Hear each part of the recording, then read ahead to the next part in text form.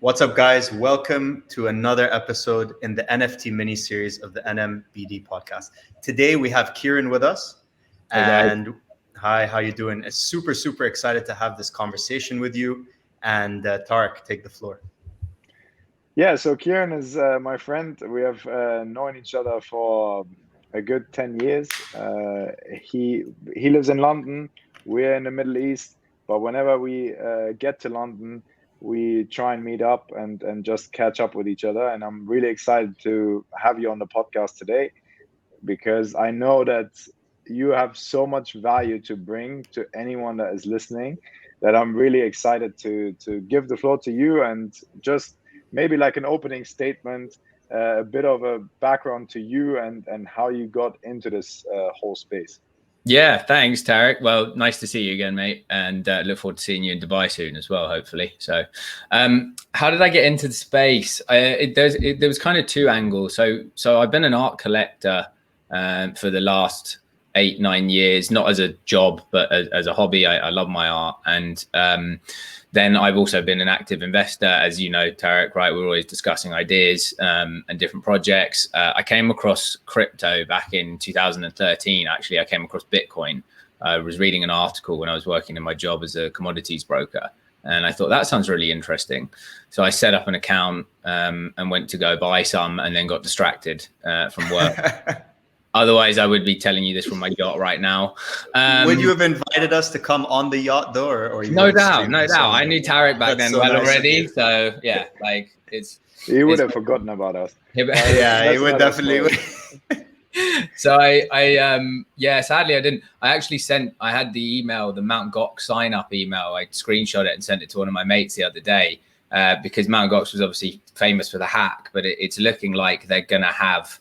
At least in part, they're going to make people whole again with what happened. So part of what I was always able to say to people was, it didn't matter because I would have lost it all anyway. Whereas they're kind of messing up that part of my story now if they end up doing this. But yeah, so anyway, I came across it back then, and then 2015, 16, I got a bit more back into it. I got sent an article that resparked it. I bought some Bitcoin and found out about this thing called Ethereum. Again, I didn't invest much, sadly, at the time, but it was more just to dabble in it, just to understand how does it work, how do you buy these things, what's the process, and I thought it was interesting, but I kind of set it and forget about it. And then 2017, 18, I had a good friend of mine approach me. He was asking me if I'd known about it, was interested, and I said, yeah, I have been a bit and keeping an eye on it, and he'd been getting heavily into it, and we went into a few ICOs and got our fingers burnt. But instead of kind of pushing me away from it, I just thought it's really interesting what's happening here and what's going on and what people are trying to do.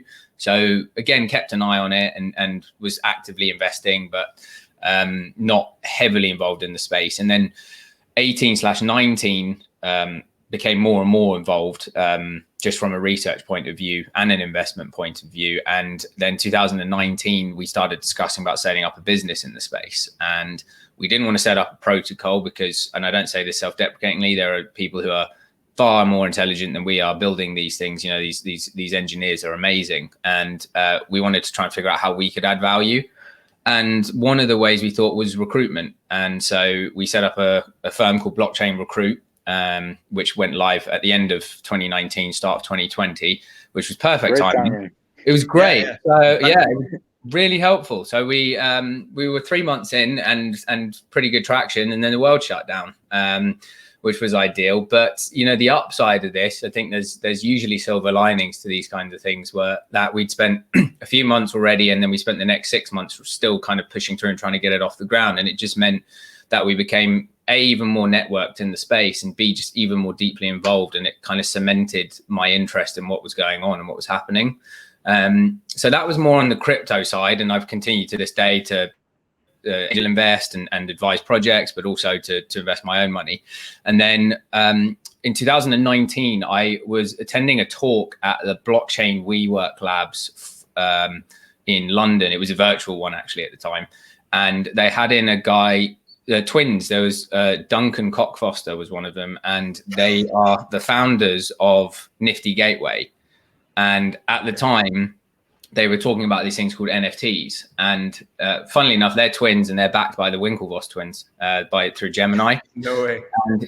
And they were talking about these things called NFTs and explaining the idea of what it could be and how it could apply to gaming and potentially art.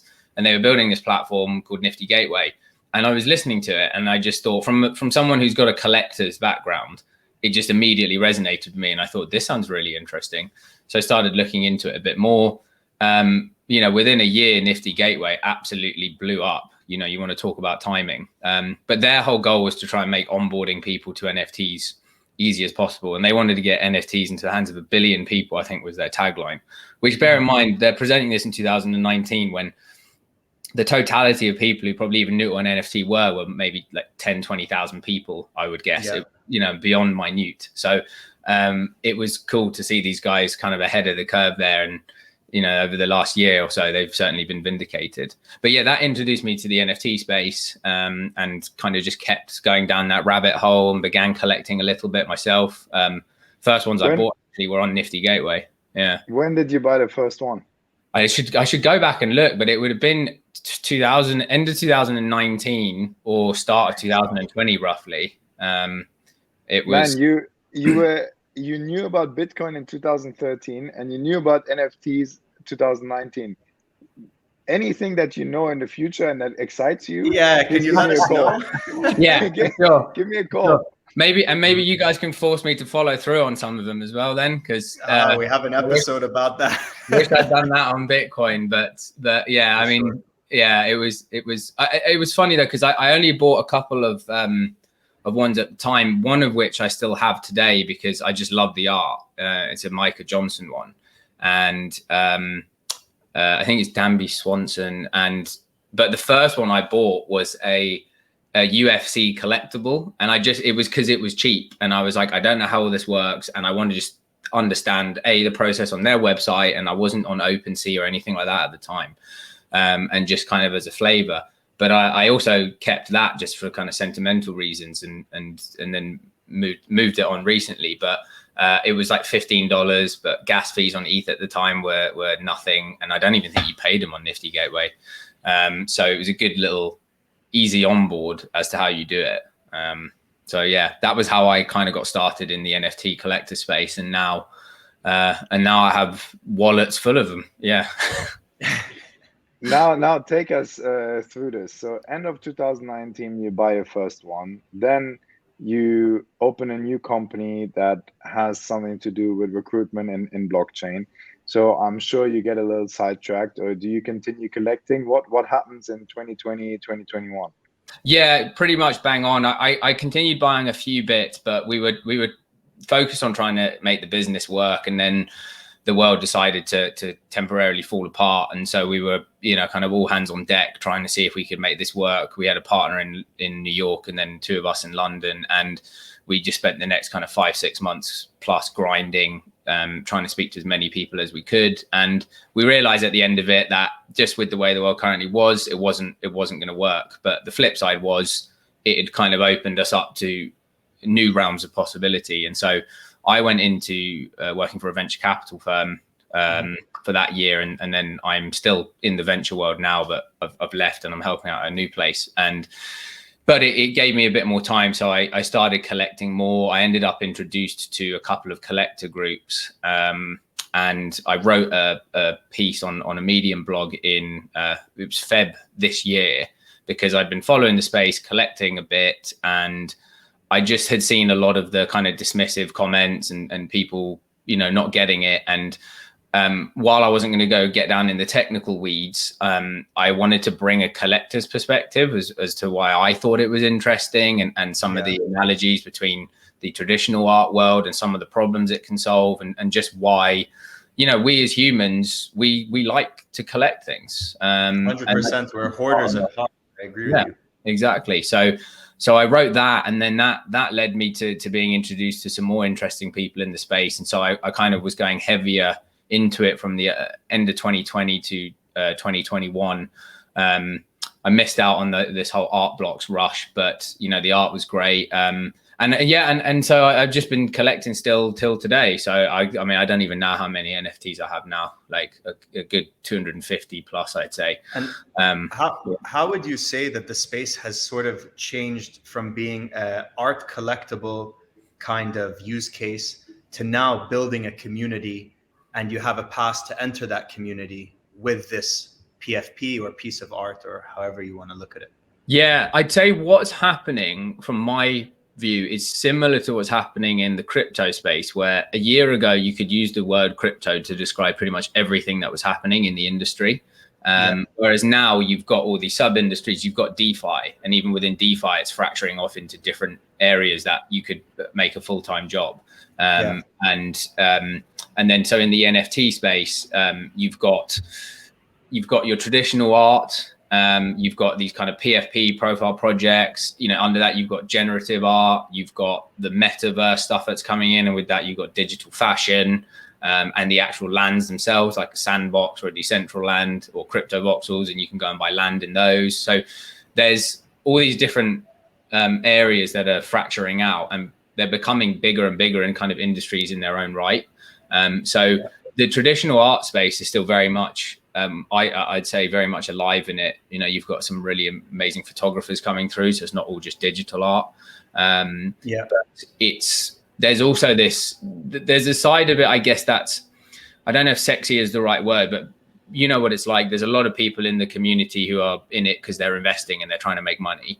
They're not just purely interested in the art. There are people who are across that spectrum, located at different points, but there's certainly a drive for innovation because people want utility.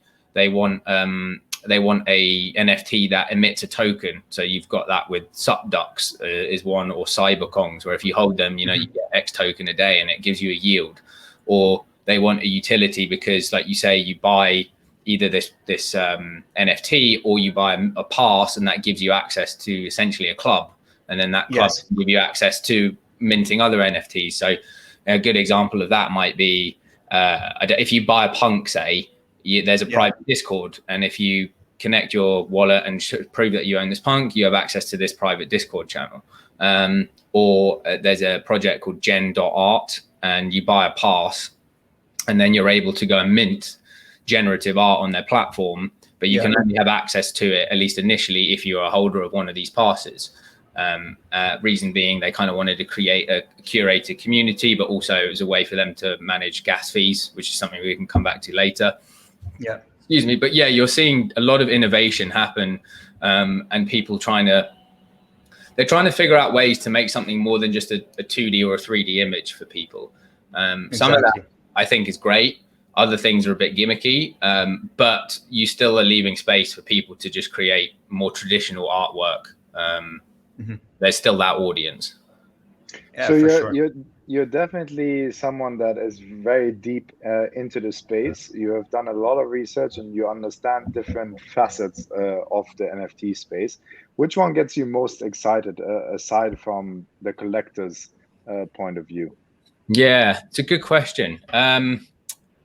It's a really good question. I mean, I think the metaverse stuff that's going on at the moment is obviously really hot and gaining a lot of attention. And I think there's something there, but I think we have a long ways to go before we figure it out. I think it's a bit maybe overhyped is the word, where in the hype cycle, the hype's outstripping where we are.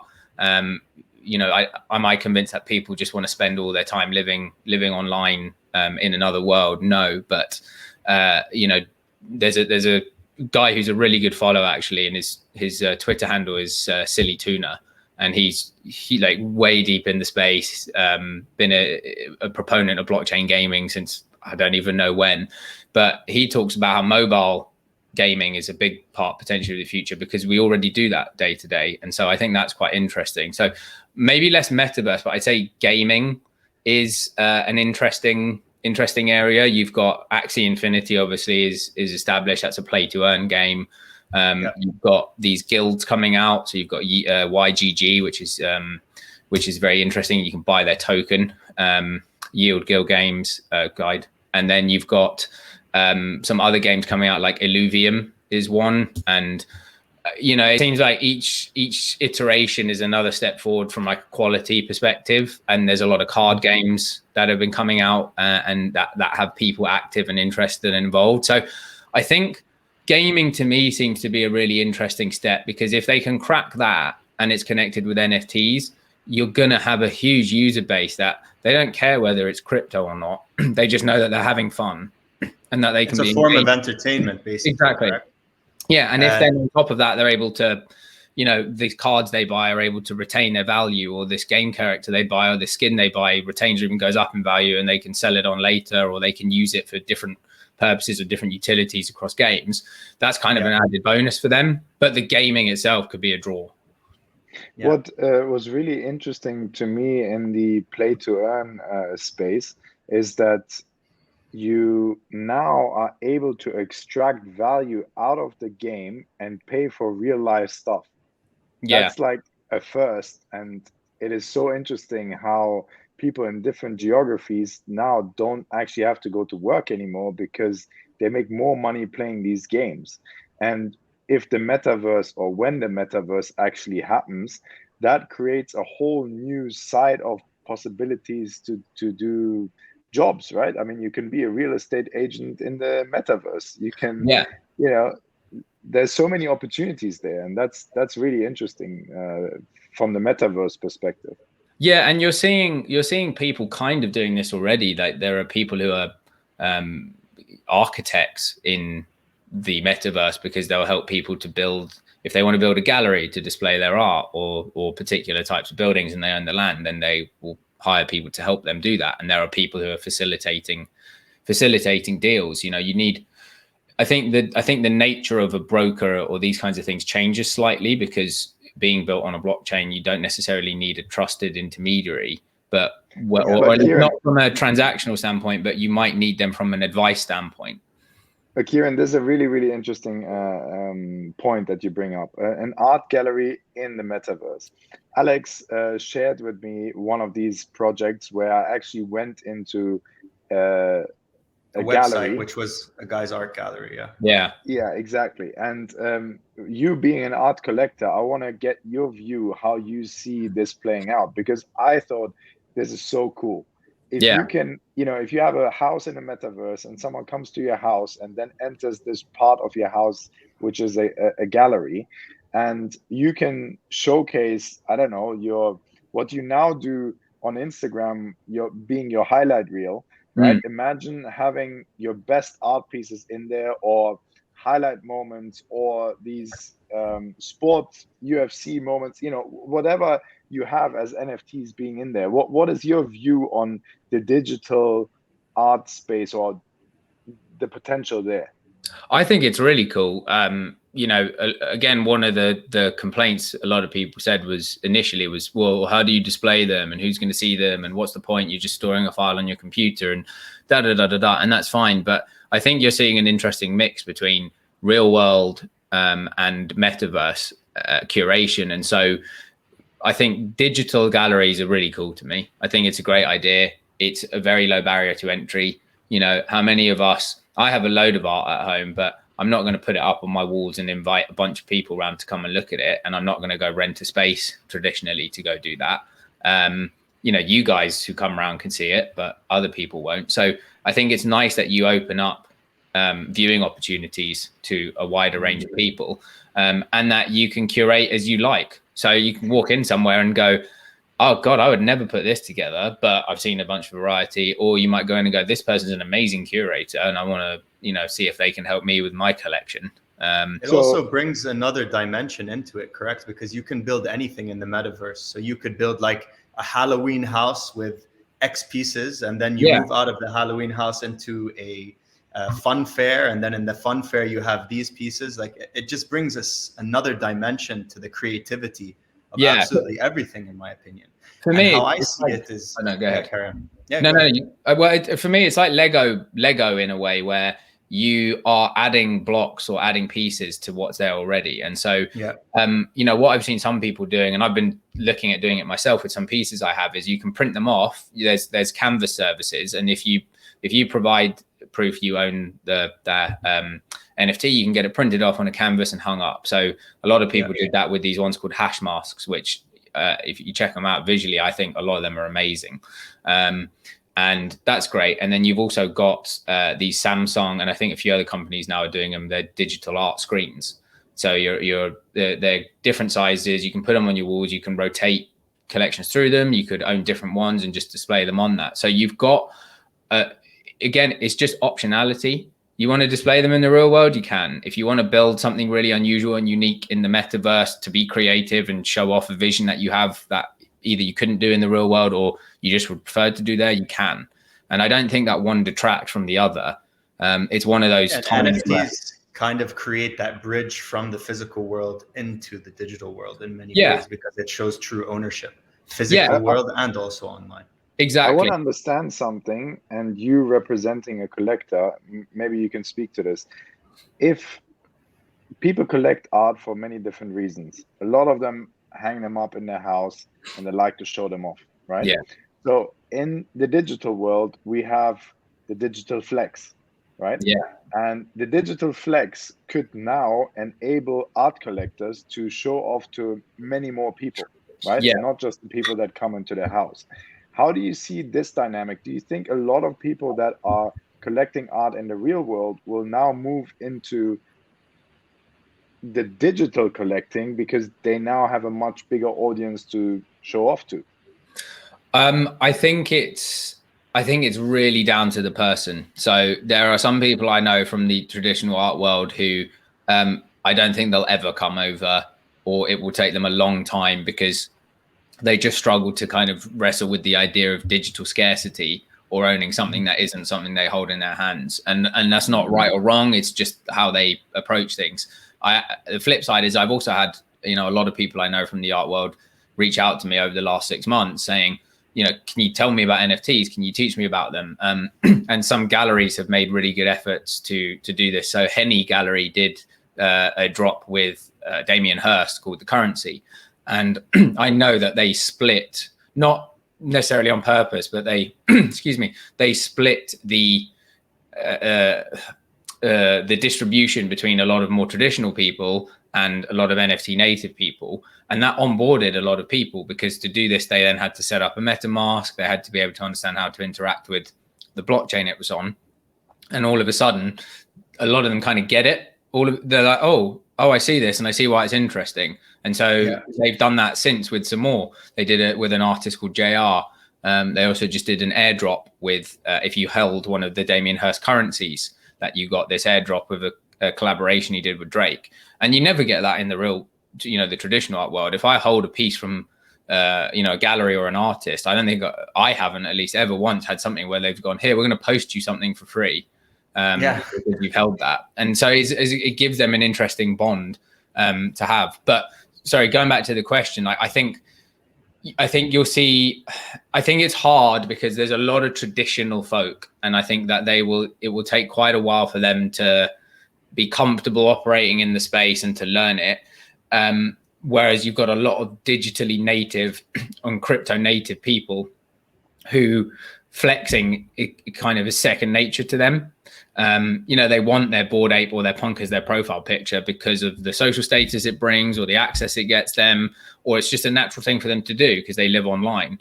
A lot of these other people, they don't necessarily spend anywhere near as much time as, even us three would do on Twitter or Discord. So I think there's a bit of a gap there. There's a bit of a leap. Although it's been interesting seeing Sotheby's and Christie's putting on these NFT auctions, and there has been engagement from traditional people, but I'm sure there's also been pushback from traditional people saying we don't view this as art, which is to be expected when you're disrupting. Do we foresee that that's the older generation who are considered traditional people and therefore will be kind of like the dinosaurs and within time will become extinct, and then we're going to be fully digital? I think there's an element something you see. I don't think you'll ever go fully digital. I think, again, that's why I said before, I feel like they're Lego blocks. It's expanding the system, and that it's one of those situations where you're opening up a new area and 1 + 1 is greater than the sum of its parts. Because I know for me, I collect NFTs and I love them, but I also love real world pieces. I've got in this room here, I've got a canvas there which is an original. And I walk past that and I love seeing it and the texture. And I know the artist who did it, and that's their preferred medium. Some artists might prefer photography, some might prefer certain types of digital art or generative art. And so I think what you're doing is just giving creators more options of ways to earn and create. And then for collectors, you're just adding another funnel for them. Yeah, another layer kind of also. So you're going to continue building both collections in the real world and online. Now let's go back into how you're actually collecting online and how you're getting into them. And I want to bring up a story that that blew my mind at the time. I was in London over the summer. We met up for our usual dinner. We went to Wentworth, and we're having dinner. And all of a sudden, Kieran says, "Just give me 2 minutes." I'm like, "All right." He whips out the laptop, opens the screen, and is like, "I need to get in. I need to get in." he's trying to do something, press a button, and I've got no clue at the time what the hell he's doing, right? And he didn't get it. And he's just like, close the computer, continues with the dinner. But tell me now, like, are you trying to purchase these NFTs only through minting, or what's your strategy to get into different kind of projects? Yeah, I mean, it's a mix. If you can get stuff at drops or at mints and they're things that you like or you think are going to be good quality, it's always better. And it's similar to the art, the traditional art world, that if some of these galleries drop, you know, a David Shrigley print, say, or Cause drops a piece from his website, you get botted. And so you have to participate quick and either get lucky or not. And if you don't, you move on. And it's kind of no different that in the NFT world. But if you can get stuff at mint, then from my perspective, it's better depending on how hyped it is. If it's overhyped, I'll actually quite often stay away from them. And I'll just wait and I'll see what the secondary market does. And I may pick something up on the secondary market if I think it's either holding strong, or I think that sometimes the bottom falls out of them quite quick, and I might just be able to buy something because actually I like it, I think it's good, and it's less of an investment in the traditional sense, but it's more of something I want in my collection, and I want to hold it, and so you know I'll pay a lower price. Do you consider yourself, sorry, Tarek, do you consider yourself obviously more of a collector than somebody who's trying to flip and make a quick buck? I mean, that's the feeling. Yeah, no, I think there's a different, like, no, because I think most people will openly say this as well. And if they don't, there's a bit of BS. I flip things as well to fund a collection. Because, you know, there's certain things that I want to hold forever. And so you need to fund this in some way. And so I might buy some things that I will hold, but after a few months, maybe I just don't feel as strongly about it as I did, or there are other things I might buy because I think it's a good investment and I want to move it on to fund other things I want to buy. So I think at the core, yes, you know, you're building a collection, and you know, maybe where I would distinguish it is there are some people I know who they've probably bought 10,000 NFTs, but they have 4 in their wallet at any one time because they're just moving volume. Yeah, just churning them over, trying to build that collection that they really want. And then, they're more on the flipper side. And then there are people who, you know, will be kind of buying and expanding a core collection. So they've got 100, now it's 250. But on the side, they're doing volume and transactions to fund it. And then I know other people who maybe they were just early to the space, or they are just hardcore collectors, and they basically just never sell anything, and they fund it through elsewhere, and they just love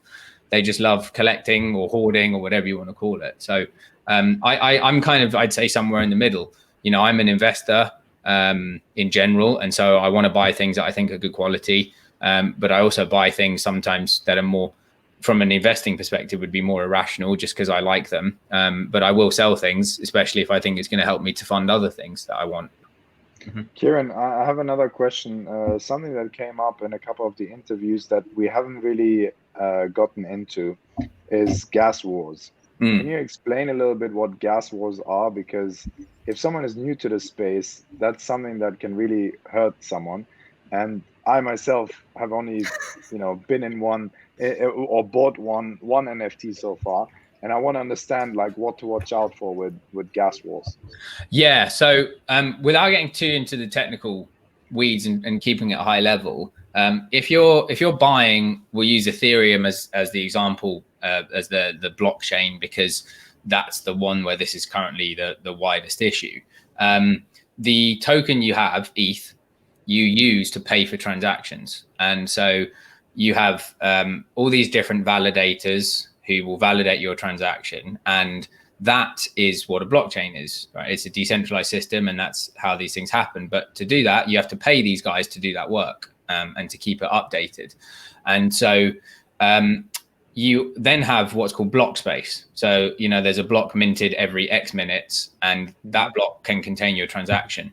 And so when the network becomes busy or congested, you have to pay more to get to the front of the queue, essentially. Mm-hmm. And so when you have a really popular NFT mint or an NFT drop happen, you might have thousands and thousands of people all trying to mint at the same time.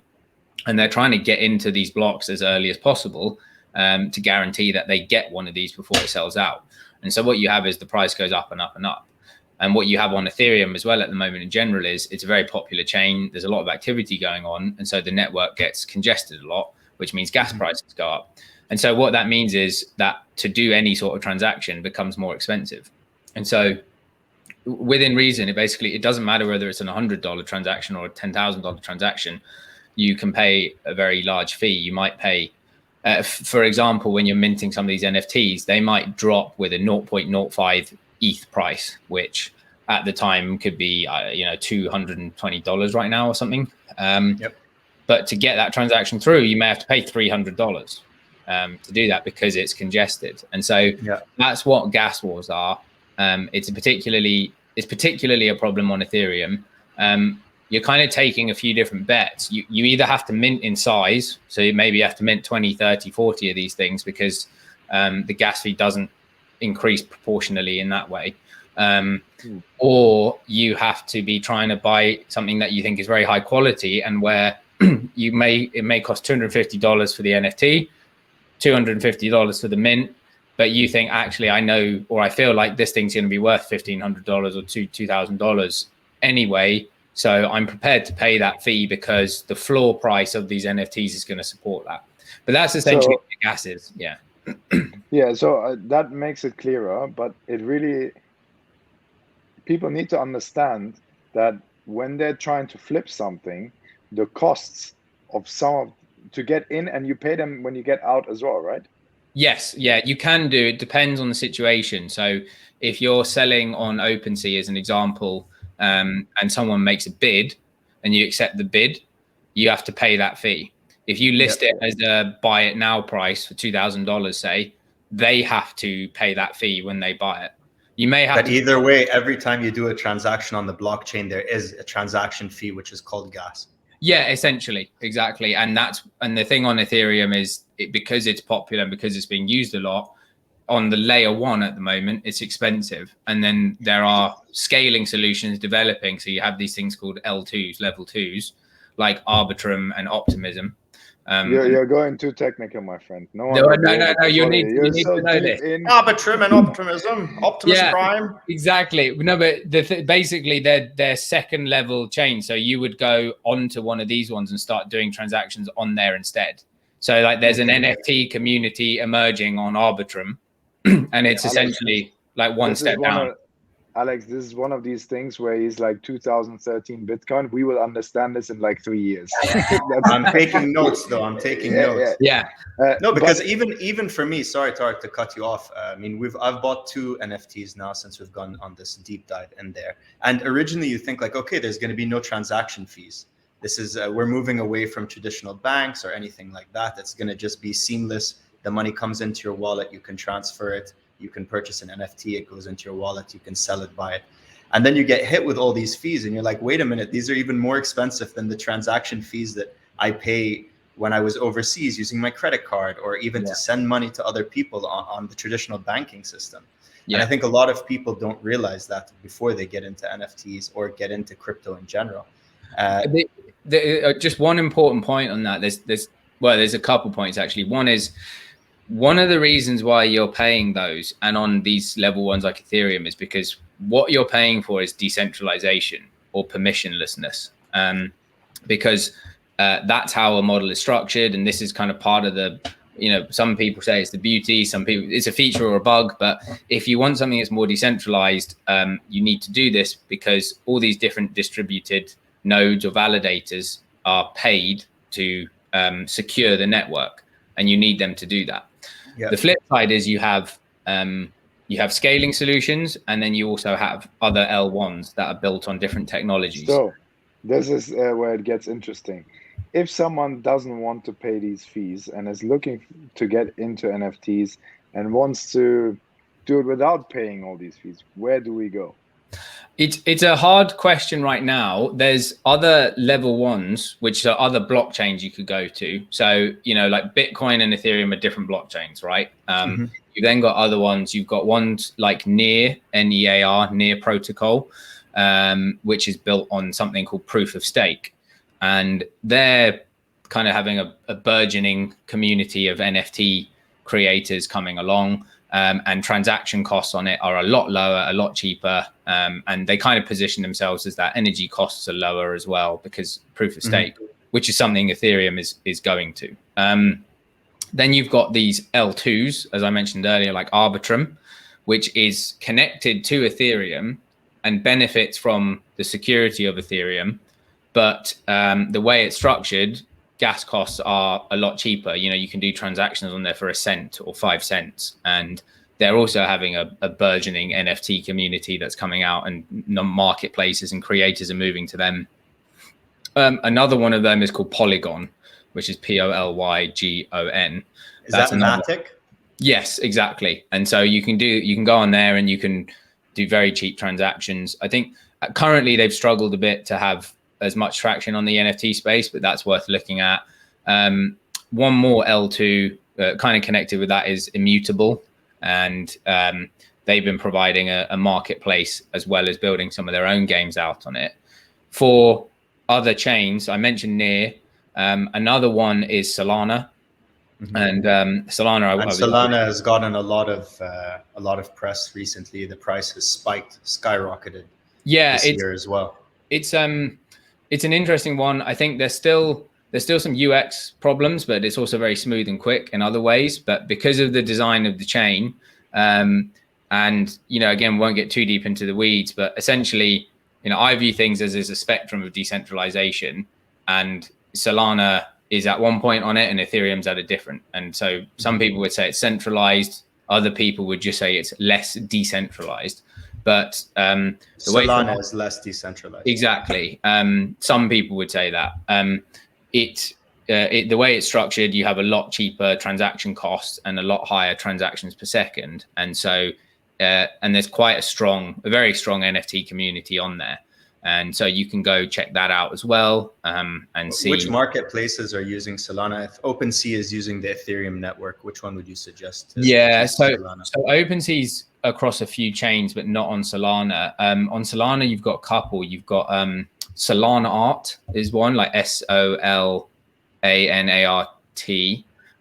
then you've got Solea is another, Solea. They're both .io. There's one other, and I'm trying to remember the name now. Digitalize.market, and there's another one. But there's 3 you could start with just to have a look at. And so you basically gave us examples of people where it is cheaper than the Ethereum one, which is really expensive at the moment. Is there anywhere you don't pay anything? The closest to that would be something like Flow, which is from Dapper Labs, and they were in the news a lot for NBA Top Shots. Yeah. Yes. And they've done a few things like that. It's a tricky one because and it depends on your audience and what they want. Flow is more, they would say they're a blockchain, but it's a lot more permissioned. It's not as easy. You can't just pull your money off of there. They had some issues earlier in the year with that, with people kind of realizing that they weren't as liquid as they thought they were, not Flow, as in the people weren't. And so it's a bit more gated, which I think in a lot of ways can be good, especially for earlier users. But Flow would be one of those. You're also more limited on there as to what your choices are currently, as to what you can buy. Whereas on OpenSea or on Ethereum, say as a platform, anyone could go and create any project and you can go buy that. But that could be a good place to start. I would also say, I haven't actually bought directly off there for a while now, so I'm not sure. But Nifty Gateway, who I alluded to earlier, they onboarded you can buy with credit cards. So I don't know whether they cover gas fees or whether they just obfuscate them for buyers, or it's included in the sales price as an example. But they're a very good platform in a lot of ways for onboarding people who aren't familiar with, having to go to an exchange, buy Ethereum or Solana, send it to their wallet, connect, or set up a MetaMask or a Phantom wallet for Solana, go connect that to their website, mint an NFT. Nifty Gateway, you set up an account. I think it's KYC'd. You can then buy. You can put in your credit card details and just click buy, and you have one. Interesting. Okay, so you gave us loads of different ideas and background to a lot of different topics that we are currently interested in. What is it? One more. Tezos. That's another chain to look at. TEZOS. They did have, I think it's just shut, a good platform called HIC-ET-NUNC. So hen. It was HIC ETNUNC. 3 different words, but they were more art focused, artsy focused, not exclusively the case, but more traditional art. And so that's another chain you could look at.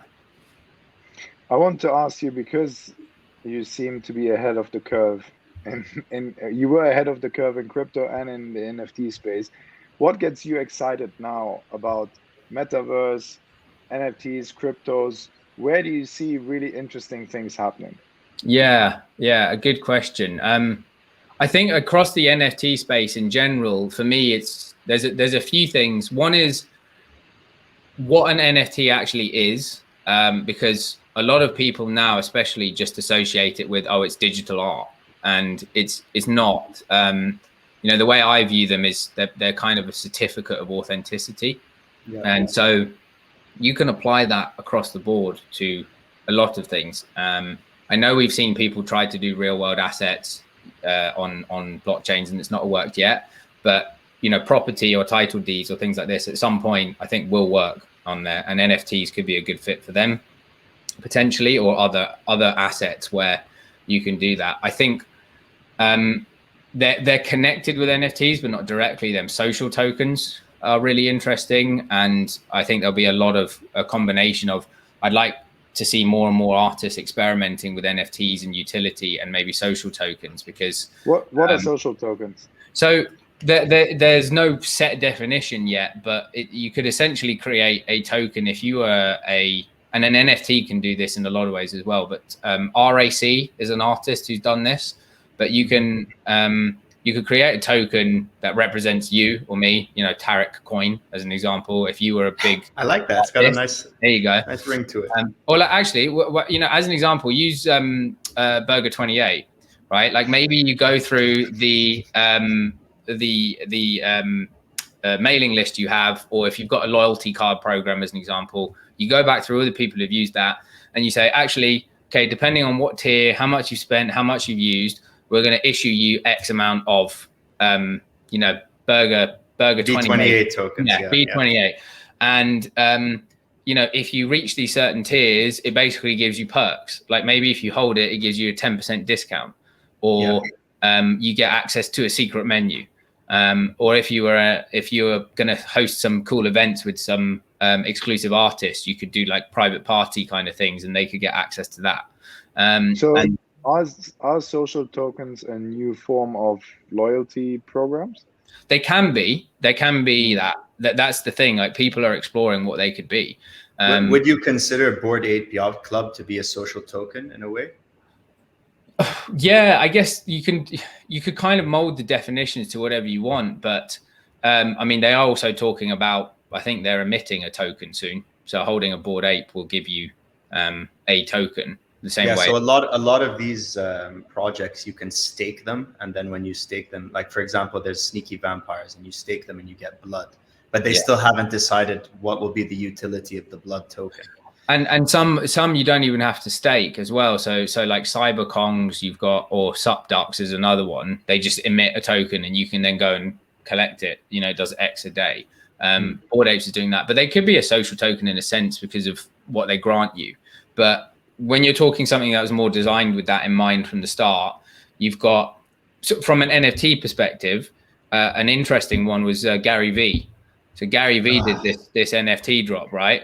And he did V Friends, and they sold out obviously like that because the guy's the best marketer in since sliced bread. But one of the interesting things he did was some of the different NFTs had utility attached to them. Different. I think he was really the first person to think about an actual ecosystem where each individual one had a utility. Like the drawings were awful. His little doodles that he wrote. I think he even did that on purpose. So there's like minimal value. I mean, actually, no, you can't go into speculate what art is and what isn't art, but it wasn't beautiful in any way. But the utility that it gave outstripped it in so many ways. And then, as you're going to say, I'm sure like one of them is Gift Goat, where he will give you a gift 4 times a year and all different things, like having a call with him. So having that was really an hour's call with him, doing all these different things. And so you can immediately then see how other creators could do that. Like, you know, and what's interesting, he wanted to do that, he could. When you come down to looking at these NFTs being flipped, and obviously the marketplace like OpenSea with PFPs has allowed a liquid market with a lot of people involved where you can easily buy and sell these JPEGs essentially. But if you have proper utility, then people don't just want to keep selling them and flipping them. They actually want to gain the utility, so therefore hold them, and then the value actually goes up. And there's interesting models with that, where like with the Gary V one as an example, you pay, it depends on your value, but say Jay-Z did something similar, you pay $30,000 for a Jay-Z thing that grants you a lunch with him once a year, as an example. But it's not necessarily a sunk cost, because maybe you do that for 2 years and you think, I need the money or I want to sell it on. Maybe by that point it's worth $50,000. Maybe it's worth $20,000. You don't know. But point being, it's kind of separating from your traditional, I bought a ticket for this one time only event. I've had to pay $1,000 for that, $10,000 for it, and I get nothing back once that event's done. You have a recurring benefit, and you also then have a recurring relationship with your fans, your customers, your whoever. So I think a kind of social tokens or other utility that's being developed around NFTs is really interesting. And utility is a word that's thrown around a lot at the moment. And I think generally it seems to just mean you can either use it in a game or it's emitting a token. But for me, I think it's granting you access to interesting things and helping you build relationships in ways that you necessarily weren't able to before. Recurring benefit. This is something that I'm going to take away from this, because I hadn't thought about this in that way. That's cool. And when you guys need me to come on as your consultant, that's fine. We'll discuss this offline. So all right. Is that it? Anything else that you want people to take away? Any projects you're working on, what you're planning to do in the NFT space in, let's say, the next 12 to 24 months? Like, what's in the pipeline for you? Yeah. I mean, a few things. Like, maybe one thing I'd love for people to take away from it, and I can maybe share the article I wrote from earlier in the year, but is that an NFT is a certificate of authenticity in it currently, right? And so it doesn't have to be, it's not the art itself. The art can be tied in that, it can be stored on chain. But I think it's a concept for people to get their head around. Is kind of, it adds value because it can be a proof of ownership, a proof of scarcity, provides provenance, authenticity, and so you can apply that across a lot of different things. I think I thought about it when I was first looking at it or trying to wrap my head around it is just a form of verification. And when obviously the use case in the beginning with blockchain is a form of verification. The first thing, which makes obvious, if you have £1, you need to verify that you own that pound and that's the only £1 that is that exact pound, right? So cryptocurrency. And in art, yes, I have a Picasso, but it has to have been verified by Christie's or Sotheby's or somebody to say yes, and I have a certificate that this is a real Picasso. Yeah. Yes, you can go and have a print of a Picasso, but it's not the same. It's not the same in real life, and it's not going to be the same digitally. And because we can screenshot things, because we can copy things, and computers have made the ability to just mimic or to take something in a second, like copy and paste. Remember writing in a book in class and then making a mistake in pen, and you're like, oh my God, now you can just erase, copy, paste, do whatever you want. So how are we going to govern the digital world in a verification process? And that was the real aha moment for me, and all the potential things that can be done with that. Definitely. And that exactly why I'd like to kind of remind people of that, because I think it's very easy to just look and think, oh, NFT just means someone's drawn a cartoon picture and now they think it's worth money. They're kind of missing. Don't dismiss the underlying tech and whether you think it's interesting or not, just because maybe you don't like the current form it's produced in. I think that's important. I think also that we're still in kind of early and exploration phases of this. So, a bunch of the ideas that we just discussed there are still being developed. And so other people listening to this might think they have another idea. And so go and look and test it out or do it or ask questions around it, because there's going to be a ton of experimentation continuing to go on around NFTs and audience building, or social tokens and audience building as an example. And so, I'd encourage people to just get involved and think about things, go to projects, Discord channels and ask questions, go to Twitter and ask questions, and just toy around. I think that's two big things. But for me personally, I'm advising a few projects behind the scenes that are in stealth mode at the moment. I'm also working with New Finance, which is a venture fund setting up at the moment in investing at the intersection of crypto and regulation. And so I think, that's going to be a big area going forward over the next, in the future in general. I think there's going to be a big vertical that emerges in this kind of regulatory landscape. That's going to be interesting, and interesting to see how that plays out. And then as well for NFTs, I'm just continuing to collect, to buy, to look at other chains, other options, new creators. I'm working with a team, just giving them some advice, who are looking at building a metaverse project, and they're very interested from an art. They're approaching it from a very artistic perspective, which I think is cool. And so that's the main stuff for me for now that I can say publicly as well. Yeah. Amazing. Fantastic. Kieran, I think we're going to leave it there. This was so much useful stuff. Thank you for coming on. And thank you so much, Kieran. It was a real pleasure. Thanks, guys. No, it's been great. And if anyone wants to reach out and ask any other questions, they can just find me on Twitter and DM me. What's your Twitter handle? My Twitter handle is What's All This, with 2 S's at the end. So nice. I'll send that. And like I say, DMs are always open. And I think DAOs meeting NFTs are an interesting thing, that people think DAOs can solve everything, and they can't. There's a long way to go. Maybe that's a topic for another podcast. But point being for me is, I think it's interesting seeing all these different social consensus and organization methods being experimented with, where people are going to be able to be incentivized in different ways and kind of different structures and hierarchies. So maybe leave it on that note until next time. Cool. For sure. Thanks Take so care. much. Thank you guys for listening.